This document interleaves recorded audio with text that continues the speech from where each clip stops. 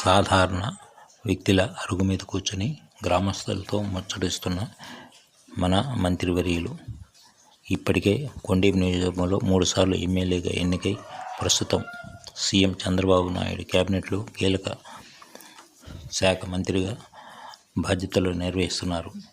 సాధారణ వ్యక్తిలా గ్రామంలోని అరుగు మీద కూర్చొని ఎంత ఎత్తు ఎదిగినా ఒదిగి ఉండాలన్న మాటకు పర్యాయపదంగా మంత్రివర్యులు మారారు.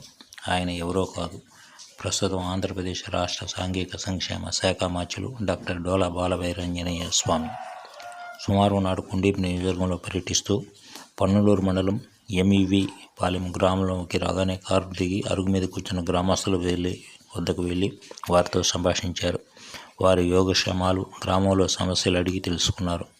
చూసేవారికి ఇది కొత్తగా ఉండవచ్చు, కానీ ఆ మంత్రి తీరు ఇంతేనని సొంత కుటుంబ సభ్యులు తమతో